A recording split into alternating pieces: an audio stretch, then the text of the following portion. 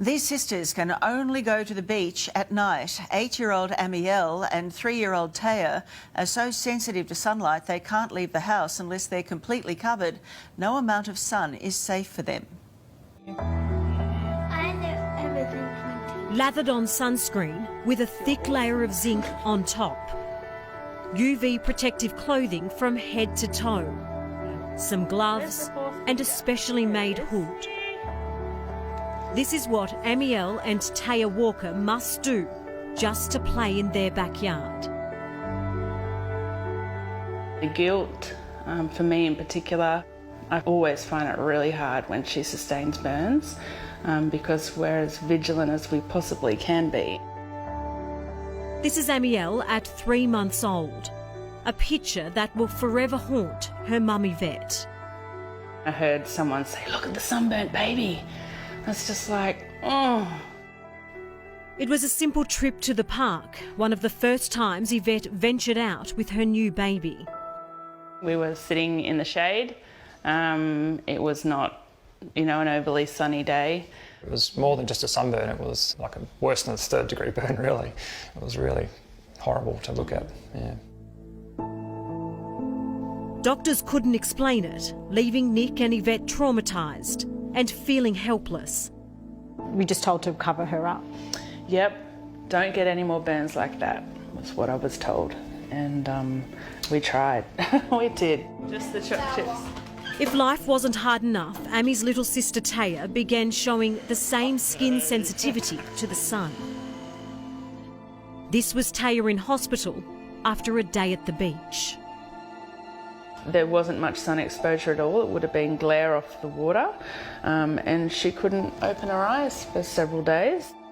It was this burn late last year that prompted Nick and Yvette to fight even harder for answers.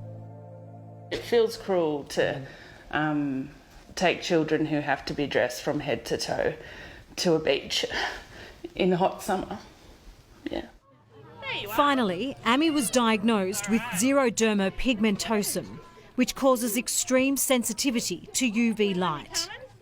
It's a rare genetic condition that disrupts the body's ability to repair damage caused by the sun.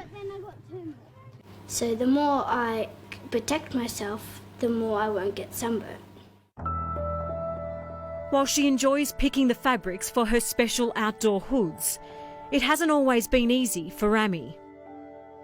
I was scared for the first time, but then I noticed that people would just think, oh, it's just a girl wearing a hat and things, so I just decided to ignore them. Now the whole school knows, because all the teachers have learnt, and then the teachers told the students. I'm not as embarrassed. So this follows us everywhere. The walkers now carry this UV light detector everywhere. So Nick, there's no sun out today? No, but even on a cloudy day, as we all know, that the UV still comes through the clouds and it's still dangerous for the girls outside. If there's one thing the Walker family has learnt, it's to never take the little things in life for granted. While most would save their family trip to the beach for a hot, sunny day, the Walkers come here at night.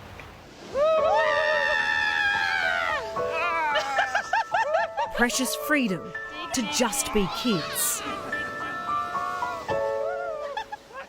Who wants to cover their child from head to toe with gloves and a hood and plastic on her face? Hi everyone. Hello. Good to see you again. For someone like Ami, this is more than just putting on sunscreen. This is potentially life-threatening for her. Okay, my special goggles. Paediatric dermatologist Dr. Andrew Ming. In patients with XP, there's a 10,000-fold increase of developing non-melanoma skin cancers, and there's a 2,000-fold increase of developing melanoma. So it's 3 monthly skin checks for the sisters. I guess the issue is that because this is such a rare condition and people aren't really aware of it, it's easily swept under the carpet. And the thing is that people need to be more aware of this condition so that there is more government support and funding for people with these needs. All right, Amy, you got your...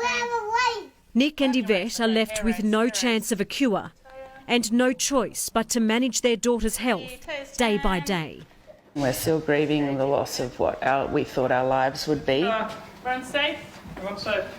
Staying safe versus living life. And just seems really unfair, you know, like having to make that choice every single time.